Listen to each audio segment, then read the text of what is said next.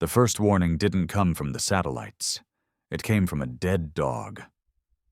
Mitch Carson found it sprawled across the front yard of his neighbor's place, blood drained, body torn, and eyes frozen wide like it had seen something it couldn't make sense of.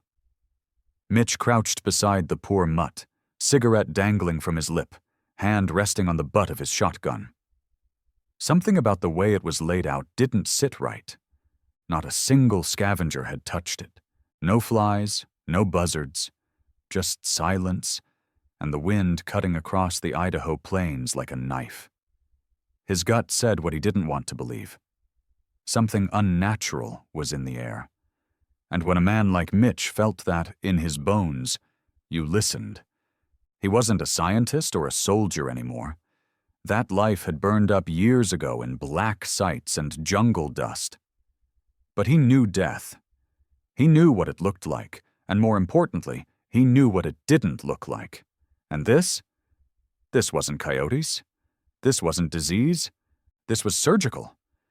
By sundown, 6 more animals were found the same way. Deer, cattle, a bear up in the hills, all mutilated and left behind like someone had been experimenting. The government didn't say a damn thing. No news, no emergency broadcasts, just more silence. Then came the lights. Not meteors, not aircraft. White-hot streaks tore through the atmosphere, but instead of crashing, they hovered. Silent, unmoving, glowing like eyes in the sky. People started filming, uploading, laughing at first. UFOs again, until the power started flickering and the cell towers dropped one by one like dominoes.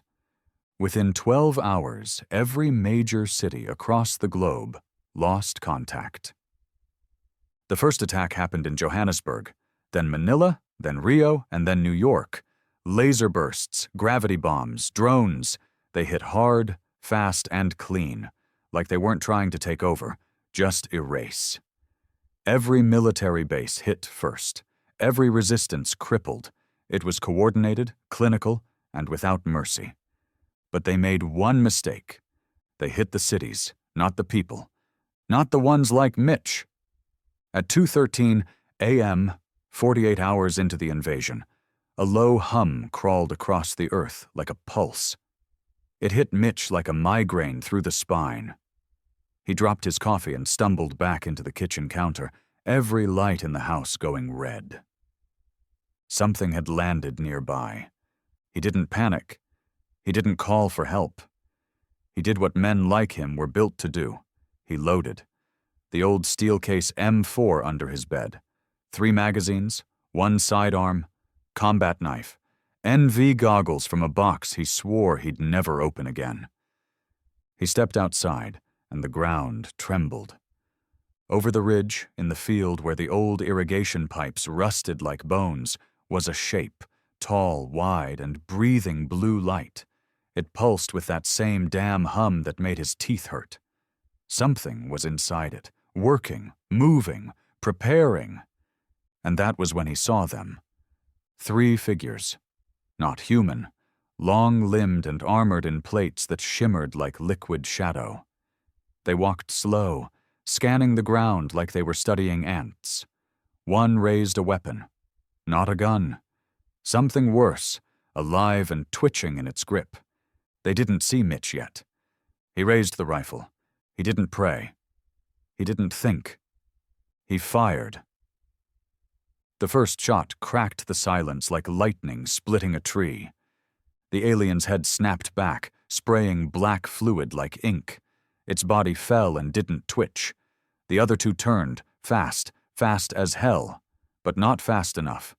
Second shot clipped the shoulder, third hit dead center in the chest. Armor cracked. The thing screamed. But they didn't run. They advanced. And Mitch grinned. Because that was the other mistake they made. They thought humans would be easy. The first one went down easy. Too easy. Mitch had seen death before, but this thing wasn't like any man he'd shot. Its body didn't collapse in the same way. It jerked, twitched like a puppet whose strings got cut wrong. The armor on its chest cracked open, revealing something pulsing underneath, like exposed organs breathing black mist. Not blood, not smoke. Something else. Something that moved like it was alive. The second one didn't give him time to study it. It screamed. Not with sound, not really. It was a pulse, a vibration in the skull that felt like teeth grinding from the inside. Mitch staggered, blinked hard, and fired again. The round missed. The thing came at him fast, a blur of dark metal and bone-thin limbs. It wasn't carrying a gun. It was the weapon. One of its arms unfolded into a curved blade that rippled like heat waves. Mitch dove sideways just as it slashed, the blade cutting clean through his porch railing like it was butter. He rolled into the dirt, brought up his rifle, and squeezed off 2 more rounds. First shot hit the creature's side. It hissed, stumbled, but didn't fall. Second shot went wide again as it lunged. Mitch threw his body backward, hit the ground hard, and felt the breath slam out of his chest. It stood over him, blade arm rising. He didn't think. His hand went to the knife on his belt. His body moved before his brain caught up. Decades of instinct burned into the muscle. He drove the blade straight into the creature's exposed midsection, past the cracked armor. It screamed again, that same psychic burst of pressure that made him wince. But he kept pushing. The knife dug deeper. The creature convulsed and dropped to its knees. He twisted the blade. It stopped moving. And he lay there, panting, chest heaving, staring up at the stars. 2 down. He didn't see the third one at first, but he felt it. Cold. A sudden shift in the air, like winter, moved through him. He rolled just in time as something shot past where his head had been, a bolt of crackling blue energy that vaporized the dirt. The rifle was gone. He'd dropped it in the scramble. No time to look. No time to think. He ran. His legs burned as he sprinted through the field behind the house, his breath sharp and ragged. Old instincts kept him low, weaving between fence posts and rusted tractors. He knew the land. They didn't. That was the only edge he had right now. He ducked into the old barn, slammed the door behind him, and shoved a metal beam through the latch. Then he listened. Silence. No footsteps, no hum. Just the sound of his heart hammering like a drum in his ears. And then, a whisper, not a voice. A thought. Uninvited. Slithering into his mind like smoke under a locked door. "We see you." He backed away, nearly tripping over a rusted plow. His hand found an old wrench on the workbench, useless against energy weapons, but it felt better than being empty-handed. Then the wall exploded. A blast of blue light ripped through the barn, shattering wood and hurling him back across the floor. Splinters tore at his arms. His vision blurred. He coughed, tasted blood, and forced himself up. The third alien stepped through the smoke. It was taller than the others, bulkier. Its armor didn't shimmer. It absorbed light like a black hole carved into a humanoid shape. Its eyes, or what passed for them, were twin red slits, glowing with something old, something hungry. And Mitch smiled, because he remembered that feeling, the one just before the kill, the adrenaline, the fire. It was the same when you stalked something that thought it was the apex predator. He lunged, wrench in hand.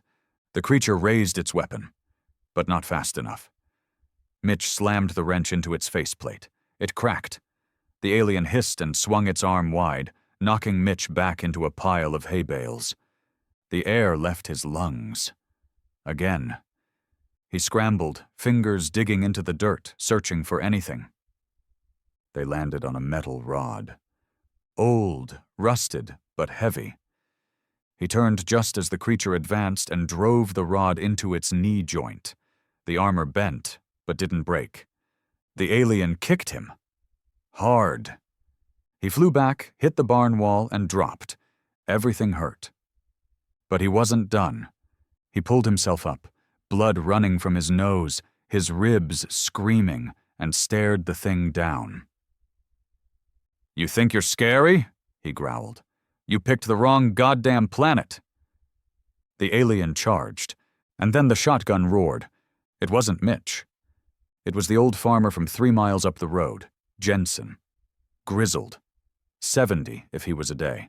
Half deaf, half drunk, and mean as hell.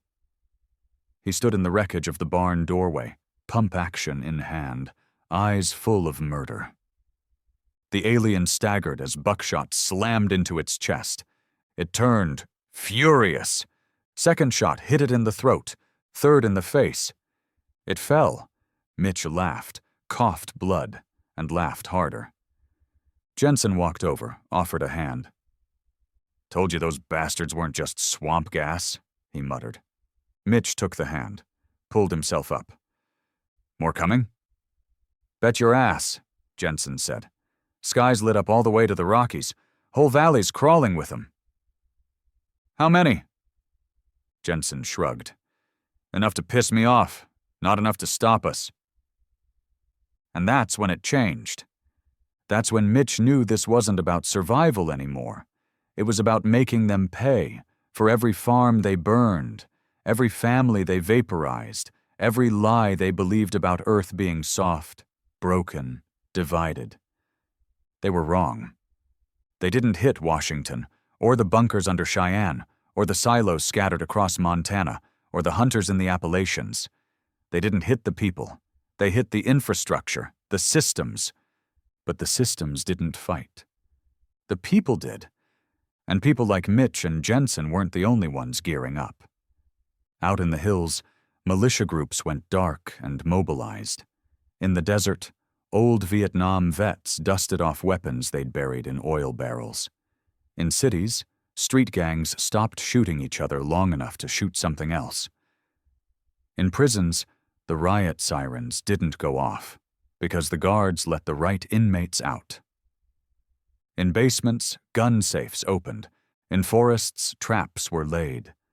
And in silence across the land, a quiet hatred grew. Not fear. Hatred. Because Earth wasn't just some pretty blue marble. It was a meat grinder of history, full of people who clawed, bled, and burned just to exist. And now it had something to aim at. By hour 32, the invaders realized something was wrong. They hadn't broken resistance. They'd awakened it. Their drones were going dark in rural zones. Outposts were vanishing. Entire squadrons were being ambushed in towns they thought were empty. They'd underestimated the rage of a species that thrives on vengeance. They couldn't translate it, couldn't process it. The emotion didn't make sense to their logic-driven minds. Because humans don't fight to win. They fight because they're angry. Back at the ranch, Mitch and Jensen were patching up, loading gear, and tuning the old HAM radio. Static crackled through the speaker until a voice cut in. "Do not retreat. Repeat. If you are armed, do not retreat. We are not losing this war." Another voice joined in. Then another. Soon, the frequency was alive with chatter, civilians coordinating ambushes, truckers blocking highways to trap enemy transports, hunters calling in kill counts like it was deer season. One girl's voice, maybe 15, tops, came through sobbing and laughing. "I just took down one of those things with my dad's crossbow, right in the eye. He would have been proud." Mitch tightened his grip on the radio. The girl kept talking, but his mind drifted. They thought this would take a day, maybe 2. But Earth was punching back, and it wasn't stopping. He looked at Jensen. "We got enough gas to get to Boise?" "Maybe," Jensen said. "Why?" "Because if they're gonna fall, we need to make sure we're there when it happens." Jensen grinned, and the shotgun roared again. Boise was smoke and steel by the time Mitch and Jensen made it into the city. The highway in was littered with burned-out cars and blackened craters where alien drones had strafed the asphalt. Whatever law enforcement had been here was long gone, either wiped out in the first wave or buried under rubble. The only thing left was the smell of ozone, blood, and burning rubber. But the city wasn't empty. No, Boise was alive with the sound of something the aliens never expected. Revenge. Gunfire echoed down side streets. Glass rained down from buildings. Alien ships hovered low, scanning alleyways and intersections, but for every shot they fired, 3 more came back. Not from tanks or jets. Those were gone. This was ground-level war now. Street to street, block to block. And the humans weren't playing defense anymore. They were hunting. Jensen pulled the truck behind a burned-out school bus and killed the engine. The battered Ford was caked in dust and dried blood. The windshield cracked, and a hole through the rear bed where a drone's plasma bolt had burned through. Somehow it still ran. Mitch climbed out, rifle in hand, eyes scanning the rooftops. "They're close," he said. "Real close." "How close?" "Too close." As if to prove his point, a high-pitched screech tore through the air. Something fast shot overhead. A silver drone, sleek and insectoid, trailing vapor. Mitch raised his rifle and fired 3 times. The first shot clipped the wing. The second hit the body. The third made it fall. It crashed into a hardware store sign and exploded in a burst of white-blue flame. Jensen whistled low. "Good shooting." Mitch didn't reply. He was already moving. They crossed into the city block by block, weaving through alleyways and debris. They weren't alone. Every few minutes, they passed others, dirty, armed, and wide-eyed. Civilians who'd become soldiers overnight. A man in a business suit carrying a bloodied hatchet. A teen with a baseball bat wrapped in barbed wire. An old woman dragging a shopping cart full of homemade Molotovs. No one talked.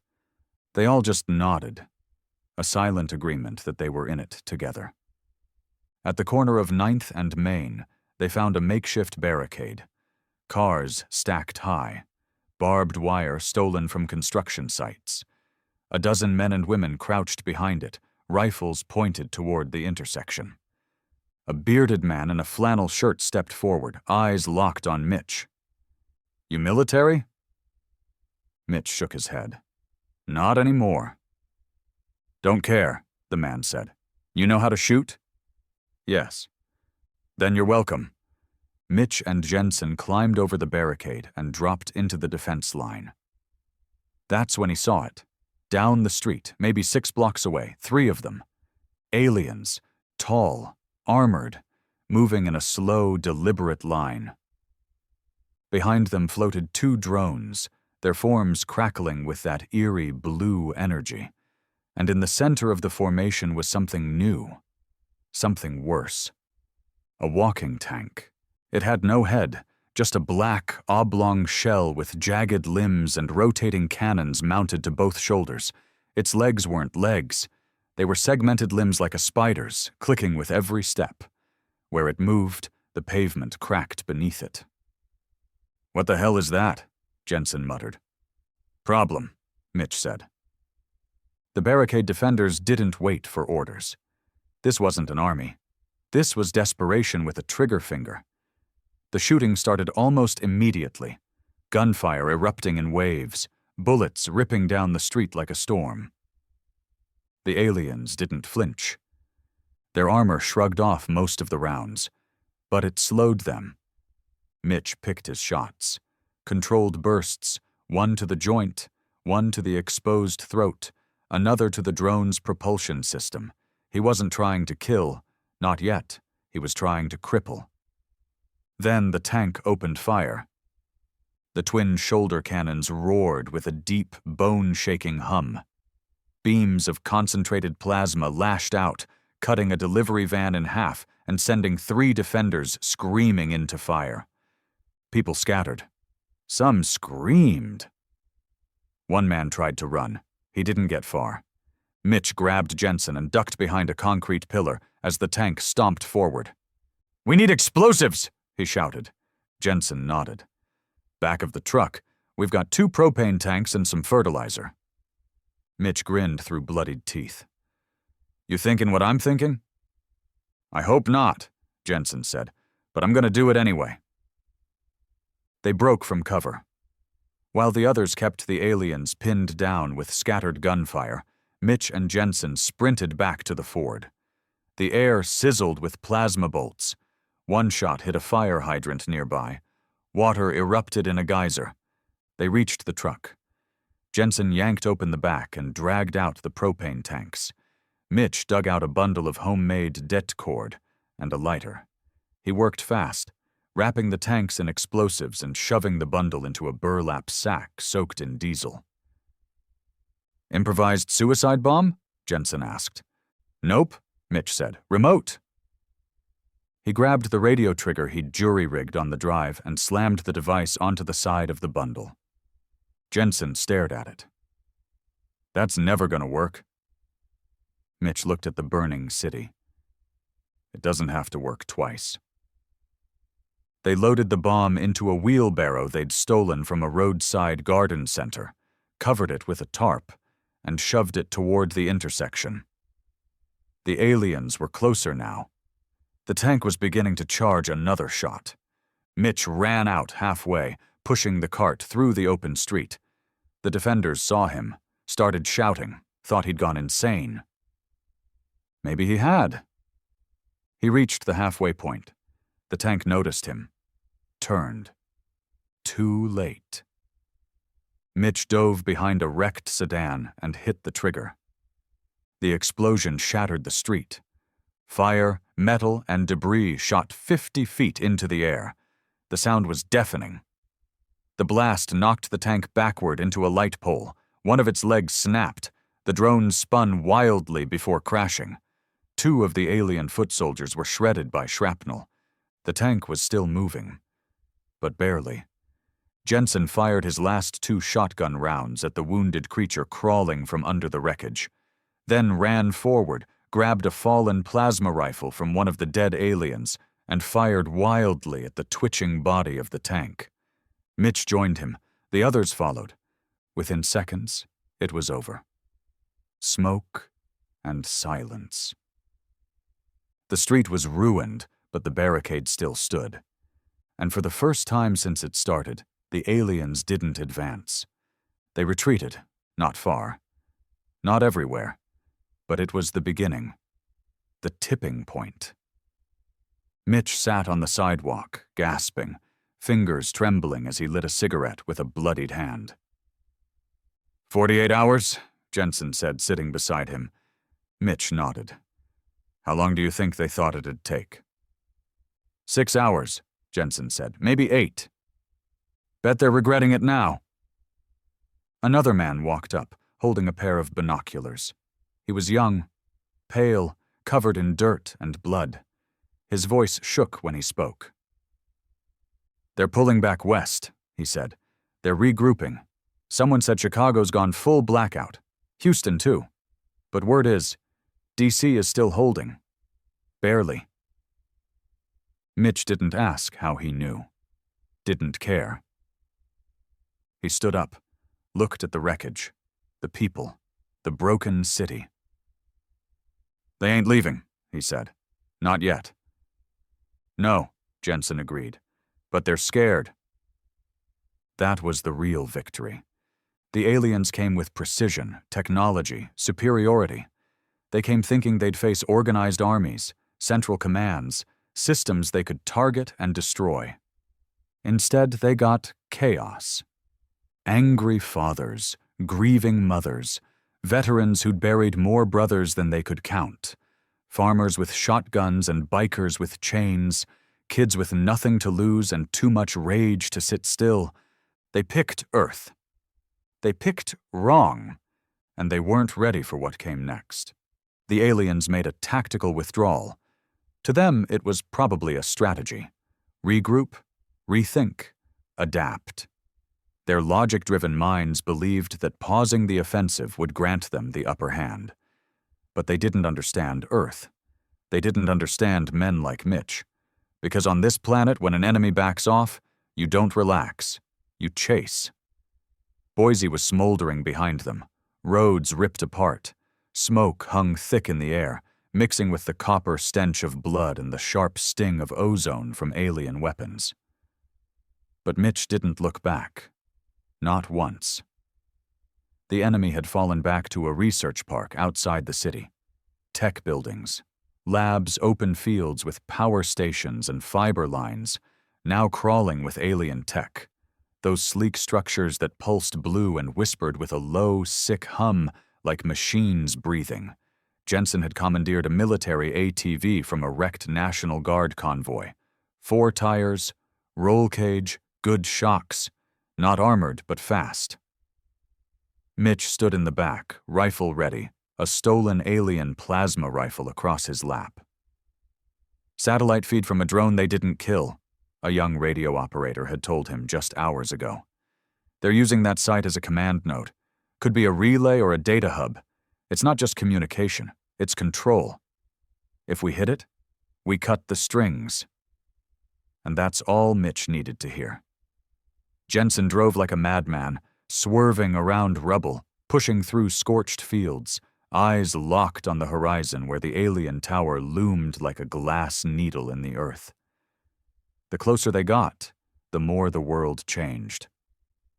The grass wilted, the trees leaned away. Static buzzed through their radios. Even the animals had vanished. Then came the smell. Burned metal. Oil. Something artificial trying to mask rot. As they crested the final ridge, they saw it in full. The alien installation. It had risen like it had been grown, not built. Smooth black walls curved inward toward a central spire. The structure hummed, glowed. Inside, something moved. Not creatures, machines, dozens of them. Spherical drones, spider-legged walkers, floating orbs that blinked with red eyes. Jesus, Jensen muttered. That ain't a base, it's a hive. But Mitch wasn't thinking about what it was. He was thinking about how to kill it. We'll hit it from 3 sides, he said, turning to the small team behind them. Just 7 people. That's all he had. A teacher, a mechanic, a retired firefighter, a pair of ex-cons, and a teenage girl who hadn't spoken since the day her dad got turned into ash in front of her. 7 people. But all of them angry. All of them willing to die. He nodded at the group. You see anything that moves? Drop it. Don't wait. Don't hesitate. And don't assume they can't bleed. The girl, pale, eyes hollow, cocked the pump on her shotgun. Didn't say a word. They moved in silence. They split up just before the first checkpoint. The drones were active, hovering between the perimeter pillars, scanning for anything biological. But they weren't expecting humans to come to them. Mitch crouched low behind a power node, raised his alien rifle, and let the first drone drift closer. Then he fired.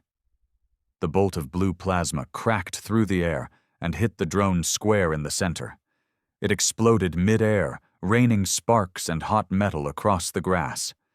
Alarms shrieked, the hum changed pitch, and then hell broke loose. Mitch ran. He sprinted for the main wall, Jensen beside him. The ATV long abandoned. Behind them, gunfire echoed. Real bullets and alien blasts crisscrossing the sky. Something exploded behind the northern generator. The teacher's group was already engaging. One of the spider drones leapt out from the shadows. Jensen blasted it with a stolen plasma pistol, direct hit to the core. It shrieked and burst, sending hot black fluid spraying across the asphalt. They reached the wall. No door, no hatch. Just sleek black material that looked more like skin than steel. Mitch dropped his rifle, pulled the DT cord from his vest, and started wiring it across the base of the structure. "Cover me," he barked. Jensen turned, firing wildly as another drone charged them. The teenage girl, silent, furious, appeared from the side and took the shot. Clean, straight into its optic. The thing collapsed like a sack of meat. The charge was set. Mitch hit the detonator. The wall blew open, and that's when they heard the scream. Not human, not mechanical, something deeper, primal, like metal grinding through bone. The spire pulsed red. The sky flickered. Inside the walls weren't walls. They were veins. The hallway throbbed with blue light that moved like blood. Cables pulsed along the ceiling. The floor was slick under their boots. Not with blood, but something worse. Something synthetic, but warm. They moved fast. No one spoke. There was no time. Alien figures moved inside the hive. Tall, armored things that looked like commanders. Less like soldiers. More like priests. They floated, not walked. Limbs curled under their robes of glimmering darkness. One raised its hand. The room flashed white. Mitch ducked just as a bolt of heat slammed into the floor behind him, melting the tile. He fired twice, missed. Jensen didn't. His plasma pistol ripped through the thing's torso. The creature collapsed, limbs twitching. They pushed deeper, down a central corridor into what had once been a data center. Servers, towers, tech, all twisted into something unrecognizable. Alien runes floated in the air like smoke, and at the center, the core, a sphere, floating, pulsating with dark light, cables running into it from every wall. "This is it," Mitch said. Jensen nodded. "You got the second charge?" Mitch reached into his pack and pulled it out. Just enough explosive to crack concrete, but laced with thermite and accelerants, homegrown chemistry. Good enough to burn through anything. As he set the charge, something screamed again. Louder, closer. The wall split open. 3 of them stepped through. Tall, armored, eyes glowing red. Elite units. The firefight was instant. Jensen took a hit to the shoulder, went down hard. The girl screamed, emptied her shotgun into one, but it kept coming. Mitch fired, switched to his sidearm, then dove across the floor, slamming the detonator into the side of the core. He turned, rolled, and slammed the trigger. The world vanished in fire. Mitch woke up coughing. The ceiling was gone. The spire was gone. The sky was black with smoke. Ash fell like snow. He looked around. Rubble everywhere. Bodies, human and alien. Jensen was alive. Barely. The girl was sitting against the wall, shaking but alive. The core was gone. Completely gone. Whatever signal the aliens had been feeding through that relay, it was dead. Across the country, reports started flooding in, drones falling from the sky, walkers freezing mid-step, ships veering off course. The command net was failing. The hive mind cracked, their coordination gone. Mitch stood on the rubble, rifle slung across his shoulder, covered in blood and dust. He looked at the broken sky. And he smiled. 48 hours, he muttered. Should have picked a different planet. The first thing Mitch noticed was the silence. No hum in the air. No psychic pressure crawling in the back of his skull. No drones buzzing overhead, scanning the ground for human heat signatures. Just whined through broken windows and the soft crackle of dying fires. It was eerie. After 2 straight days of chaos, gunfire, and death, the absence of noise felt unnatural. Wrong, even, but also good. Jensen leaned against a pile of rubble, arm in a sling, face half swollen and bruised. He was chewing on a toothpick like it was the last bit of defiance he had left. "You think they're gone?" he asked. Mitch didn't answer right away. He was too busy looking through the alien wreckage that had once been their command node. Whatever that floating core had been, it had done more than just control drones. It had held their coordination together like glue. Without it, the enemy had fractured, and fractured enemies were easier to kill. "They're not gone," Mitch finally said. "They're scattered." "Same thing, far as I'm concerned." Mitch shook his head. "Nah, scattered's worse. It means they're scared, desperate, and that makes them dangerous." Jensen spat blood into the dust and nodded. "Good." The girl, Naomi, they'd finally learned, was sitting nearby, cleaning her shotgun. She hadn't spoken since the blast, not a word, just worked the weapon over like it was all she had left in the world. Maybe it was. They all carried scars now. Not just wounds, but real scars. Mental ones. The kind that don't show up in the mirror but come crawling back every time the night gets quiet enough. That was the price of survival. But survival wasn't enough anymore. This was about vengeance now. Reports were flooding in from every direction. Shortwave radios lit up with chaos. Not alien attacks, alien retreats. In Texas, farmers had shot down a mothership using modified grain silo missiles. In Detroit, mechanics turned tow trucks into battering rams and bulldozed a skimmer ship into a crater. Chicago had gone full blackout, then came back online with a single chilling message. One left. We're hunting it.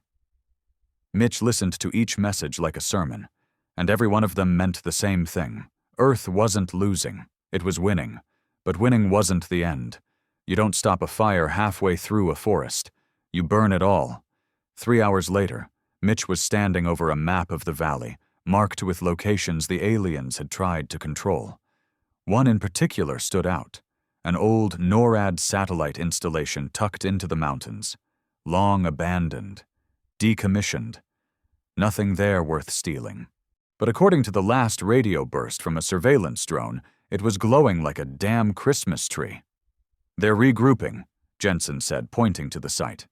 "Trying to hold a last node together. Might be a fallback plan, maybe even a distress beacon." Mitch stared at the red circle on the map. "No," he muttered. "It's not a beacon, it's a door." Jensen frowned. "You think they're trying to leave?"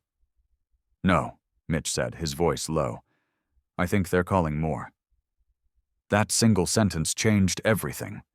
If the aliens were reaching out, trying to signal another wave, a reinforcement fleet, or a planetary extermination protocol, then everything they'd done so far would be for nothing. All the bodies, all the sacrifices, all the blood smeared across highways and rooftops, meaningless, unless they stopped it. "Suit up," Mitch said. "We're going dark. We hit them before they hit the sky." Getting to the NORAD site wasn't easy. Roads were gone, bridges collapsed, and the woods around the mountain had gone quiet. Too quiet. No birds, no bugs, not even wind. The trees stood like witnesses, ancient, silent, and watching. They moved on foot. A team of 12 now. Survivors from Boise. A couple of vets from Oregon had heard the call and joined up. A mother and son from Utah. The kid couldn't have been older than 16, but he carried an M1 carbine and a face that didn't blink. Everyone knew what this mission was. Final strike. No reinforcements, no evac. Just them. As they approached the edge of the old installation, the trees thinned. The mountain opened up to reveal the remnants of the NORAD compound. Fencing twisted, guard towers melted like wax, concrete bunkers turned inside out. In the center stood a new structure, alien-built, black and smooth, like a needle driven into the earth. It pulsed with faint red light, and at its base, something opened and closed like a breathing lung. Cables ran from it like veins, connecting into dead satellites, rusted dish arrays, and underground tunnels. It was alive, and it was listening. Mitch didn't wait. He led the charge down the hillside, gunfire erupting as the first wave of resistance met them. No more drones, no more spider walkers. These were aliens, real ones, on foot. And they weren't coordinated anymore. They came at the humans like animals, clawed, hissing, wild. Their armor glitched, half-cracked, weapons sparking. Some carried plasma blades, others just sharpened bone. They'd lost their technology, and without it, they were just meat. And humans were very good at killing meat. Mitch dropped 2 with clean headshots. The kid, Elijah, blew the leg off another one and finished it with a boot to the throat. Naomi moved like a ghost, shotgun blasting holes into anything that moved too fast. Jensen lobbed a stolen grenade into a cluster of them and didn't even duck when it blew. They pushed forward up the ridge toward the tower. Alien bodies piled up behind them. Blood, thick, black, and reeking, soaked into the dirt. The air stank like a slaughterhouse. By the time they reached the base of the spire, only 6 of them were left. Mitch, Jensen, Naomi, Elijah, one of the Oregon vets, and the mother, hands trembling, eyes hollow, but still moving. The breathing door opened. Mitch stepped inside first. It wasn't a room. It was a womb, warm, wet, organic. The inside of the tower pulsed with light. Screens blinked with strange symbols. In the center, a figure stood. Tall, thin, wrapped in what looked like living circuitry. It didn't move, didn't speak. Then it turned, and they saw its face, human, or close to it, half covered in implants. Skin pale, eyes black. A hybrid. Mitch froze. "What the hell?"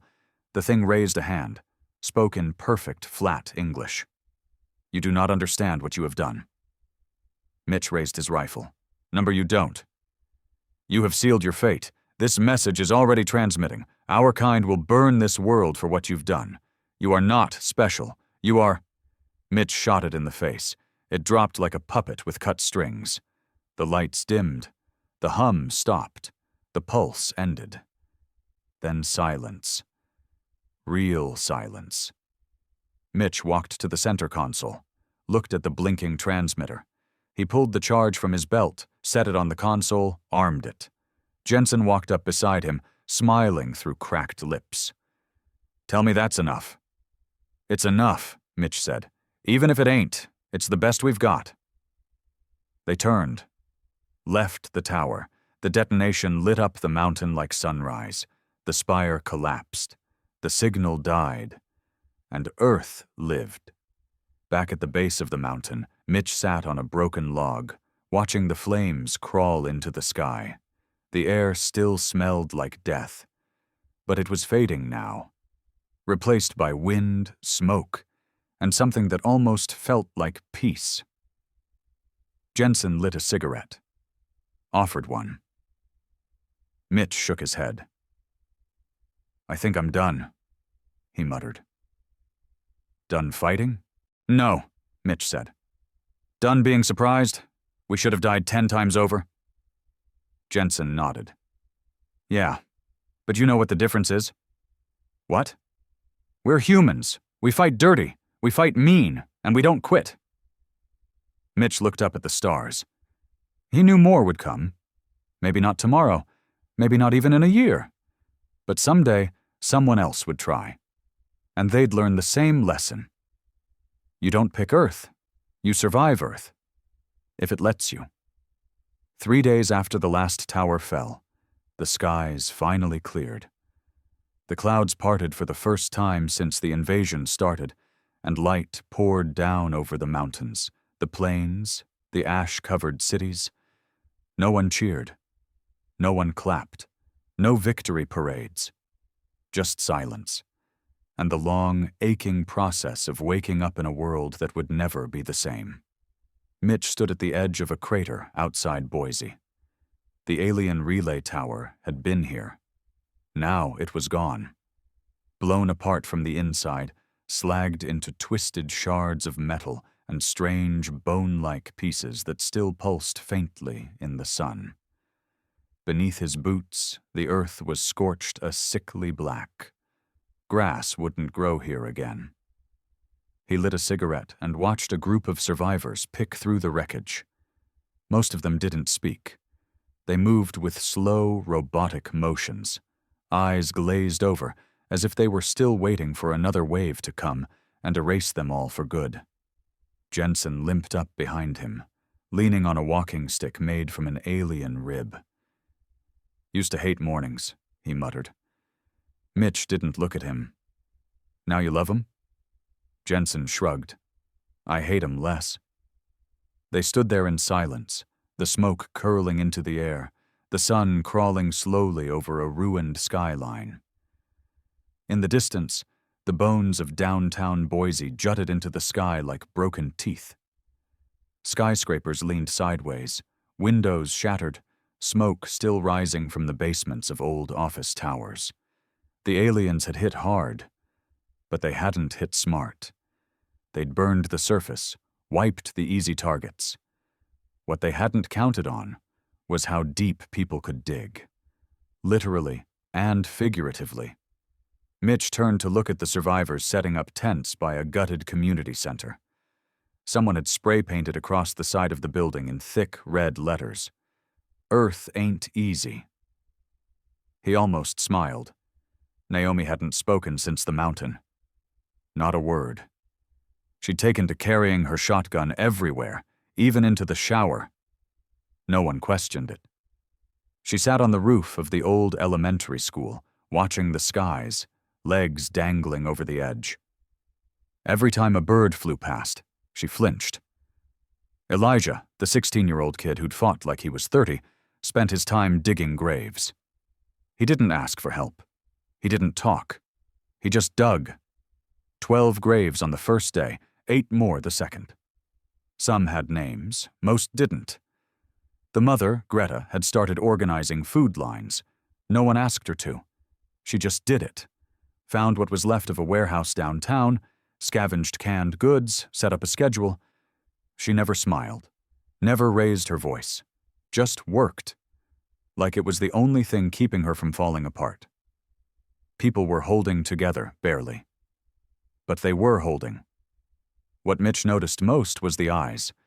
Nobody had civilian eyes anymore. Every man, woman, and kid had that hard, sunken stare, the kind soldiers get after too many tours, the kind that doesn't blink unless it has to, the kind that says, "I've seen what the world really looks like," because now they all had. By day 7, contact with other regions was trickling back in. A group from Denver rolled in with salvaged comms equipment. They rigged up a long-range relay using alien parts and busted satellite dishes. Within an hour, voices were coming through again. Las Vegas was still burning. Kansas City had turned into a self-declared military zone, run by an ex-Marine and a biker gang. New York was split into zones, 3 controlled by locals, 1 overrun by rogue alien drones that hadn't been deactivated. They were calling it the Red Sector. And D.C., gone. Not destroyed, just abandoned. The White House, Capitol, and Pentagon had all been hit within the first few hours of the invasion. The government, or what was left of it, had moved underground somewhere in Colorado. No one knew who was in charge anymore. And no one cared. Because the world wasn't waiting for orders anymore. It was building something else.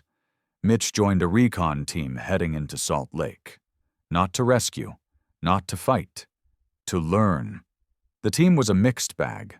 A teacher from Spokane, a demolitions expert who used to rob banks, a native tracker who hadn't said a full sentence in 2 days, and Naomi, who'd simply followed Mitch when he started packing. The city was a graveyard. Highways buckled, buildings collapsed, piles of bones scattered across parking lots and mall floors. Not burned, stripped.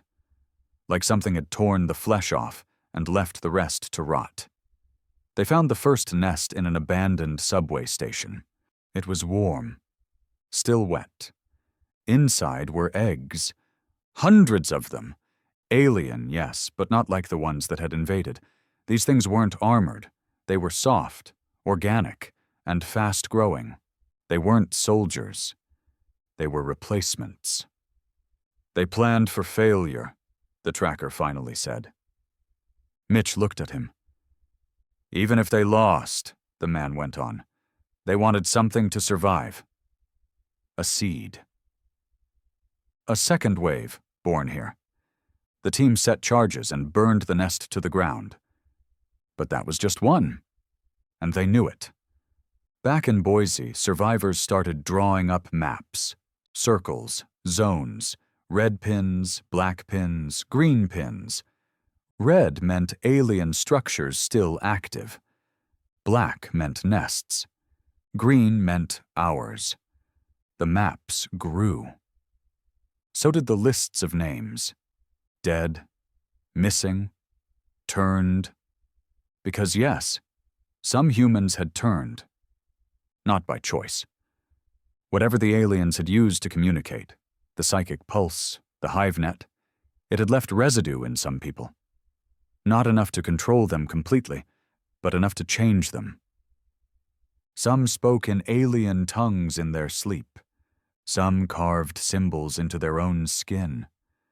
One man slit his family's throats before turning the knife on himself, claiming he had to finish the ritual.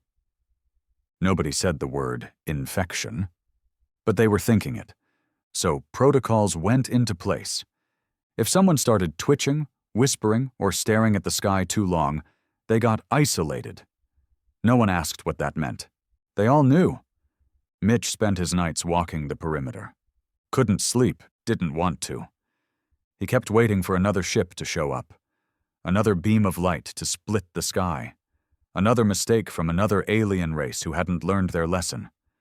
But so far, nothing. Just stars. Too many of them. One night, Naomi followed him again. Still silent. She sat next to him, on a concrete slab. Shotgun across her lap, face lit by moonlight. Finally, she spoke. They killed my mom in the grocery store. Just vaporized her. For no reason. She didn't fight. She didn't scream. She just pushed me behind a shelf. Mitch didn't say anything. I watched her skin peel off like paper. He still didn't speak. She looked at him. I don't want peace. I want justice. Now he turned. No, he said. You want revenge. So do I. She nodded. And that was enough. By day 14, a signal came through. From space, weak, fragmented, but real. A language no one recognized, and yet not unfamiliar. The Denver techs cleaned it up, translated what they could, just 3 words. They fought back. It wasn't from the invaders. It was a warning. To someone else. Mitch stood with the others, listening to the audio repeat again and again on the old HAM radio. Naomi looked up at him. More are coming, aren't they? Mitch nodded slowly. Yeah, but this time we're ready. Jensen lit another cigarette, chuckling under his breath. Let 'em come. Because now the planet wasn't broken, it was awakened. Every bunker was a fortress, every farm, a supply line, every city, a battleground already marked in blood. Humanity wasn't scared anymore, it was angry. And in that moment, across every continent, every camp, every ruined street and broken home, a single silent message spread like wildfire.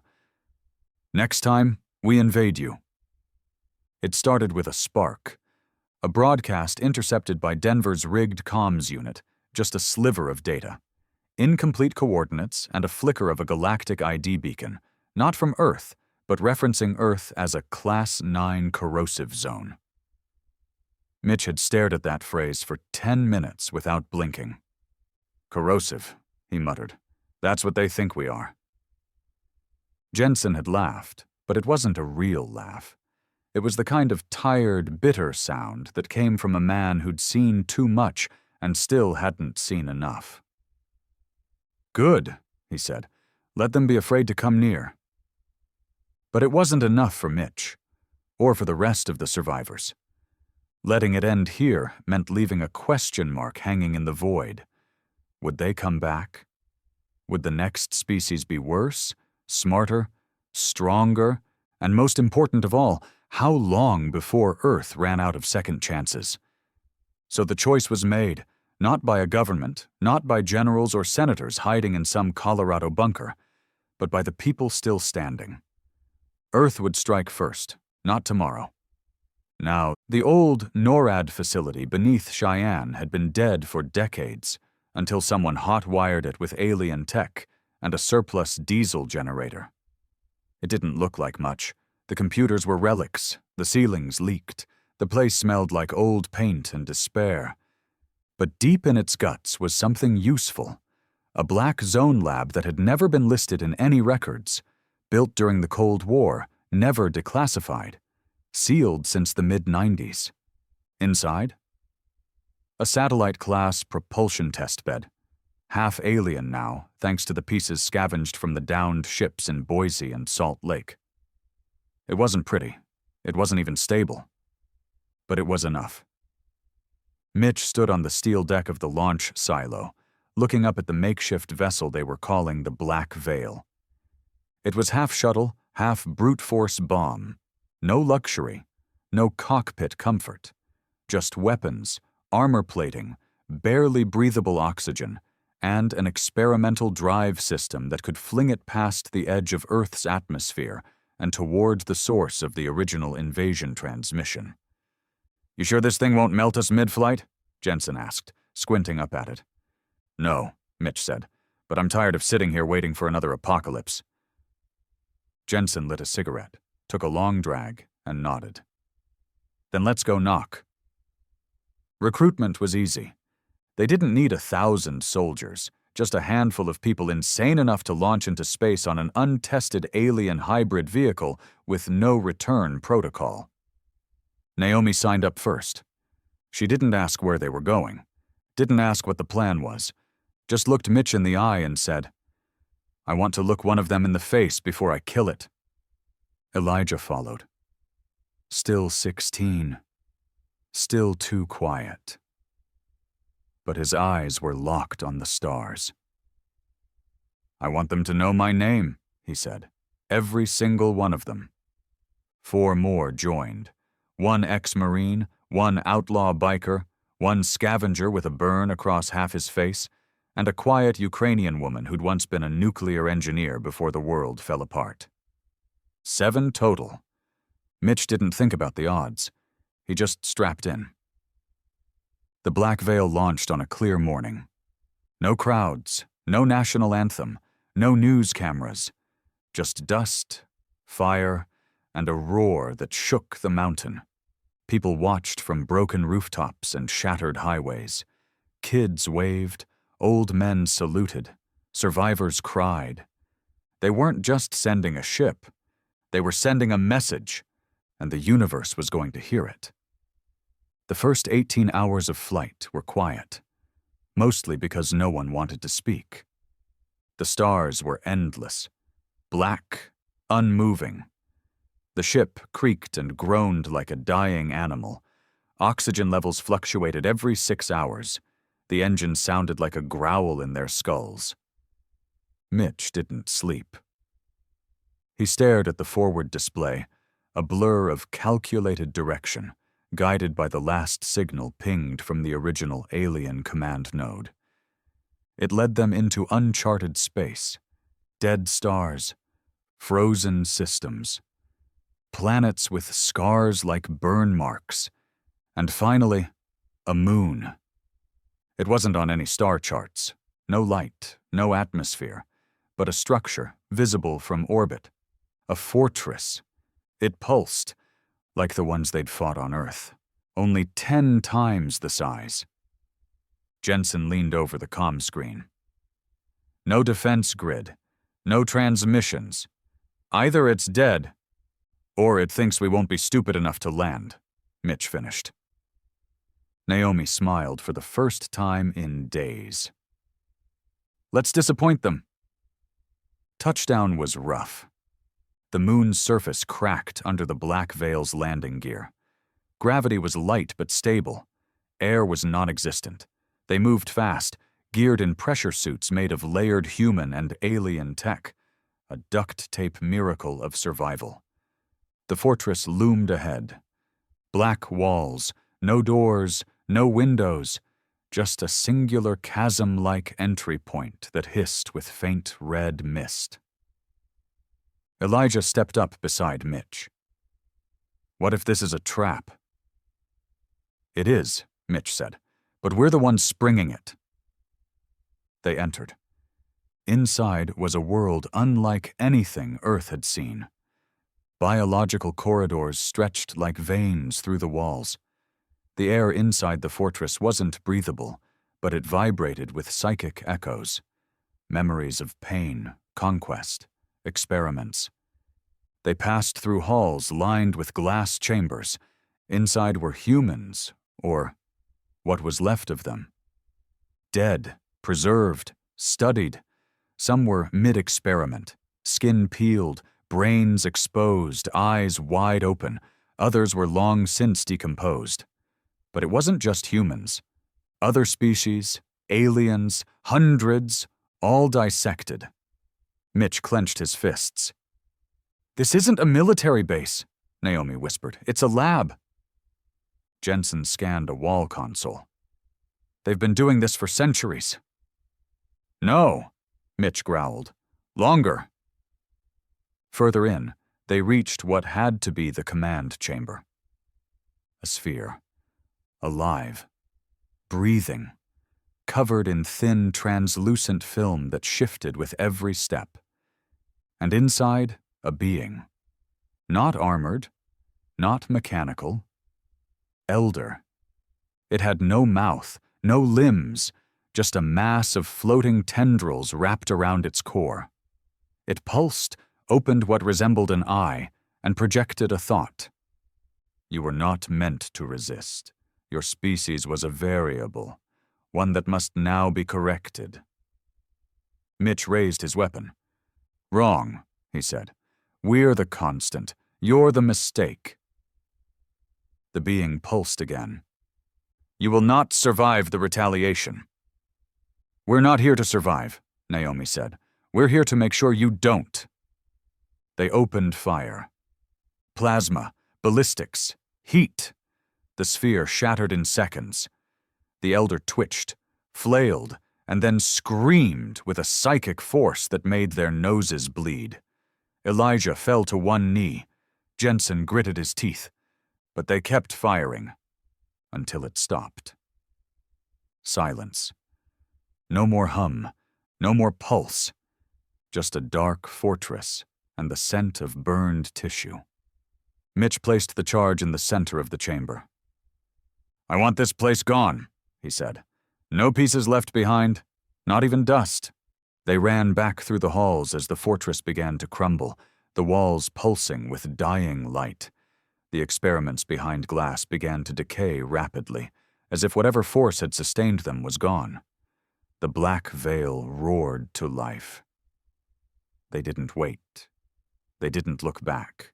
The explosion ripped the moon in half, and the universe felt it. Back on Earth, weeks later, the stars shifted. Literally. Radio waves from deep space pulsed with warnings. Planets stopped transmitting. Ships from unknown species veered away from Earth's system. Galactic records changed Earth's classification from primitive civilian planet to consumed, do not engage. Mitch didn't read it from a screen. He heard it from a scavenger in what used to be Minneapolis. And he just smiled. Good. Let them remember. Let them warn each other. Let the stars whisper the name of the world that burned the invaders alive. Let them all know. If you come to Earth thinking we're weak, you'll leave in pieces. Or not at all. It didn't feel like victory. Not exactly. Mitch sat in the ruins of an old gas station, just outside what used to be Twin Falls, Idaho. The pumps were dry. The roof was gone.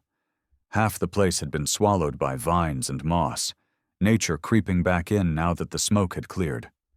A rusted sign leaned sideways in the dirt, still barely legible. $4.99 regular. No refunds. He liked that last part. No refunds. Not in this life. A light wind blew dust across the asphalt. Naomi sat on the hood of an old Ford, legs dangling, shotgun in her lap. Her boots were torn. Her face was still streaked with grime, but she looked alive. More alive than she'd been since day one. Across from them, Elijah cleaned a broken drone's shell. Not for tech salvage, not anymore. He was turning it into armor. Shoulder plates, chest rig. Symbols carved into it now, not alien symbols. His own. The kid had changed. So had the whole damn world.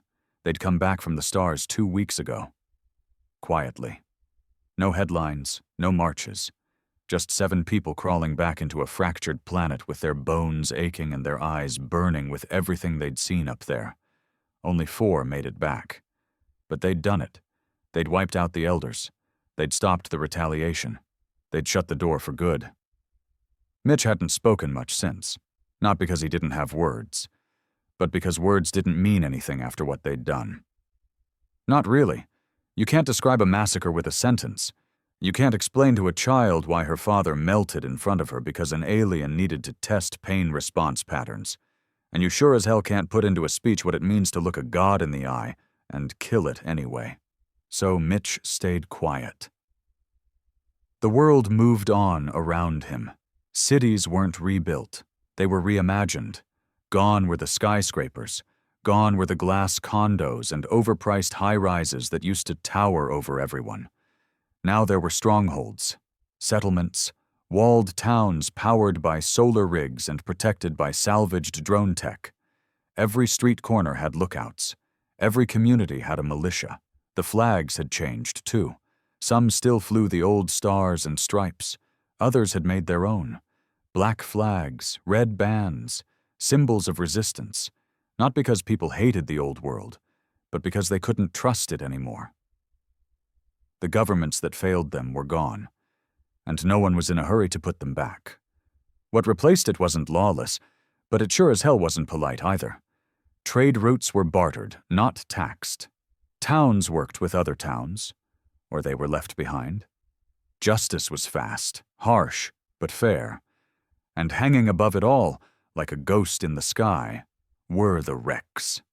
Alien ships, too damaged to fly but too massive to remove, still hovered in some places. In others, they'd been dragged to Earth, gutted, and turned into housing, hospitals, and weapons labs. They were reminders, the kind that bled into the soil and kept everyone grounded. Earth had been invaded, and Earth had answered.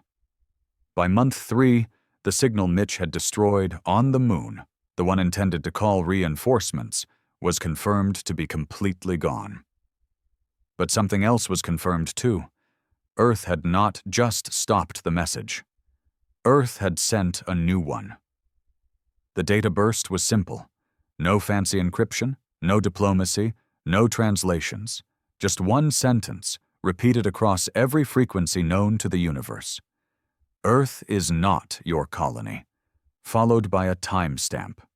48 hours.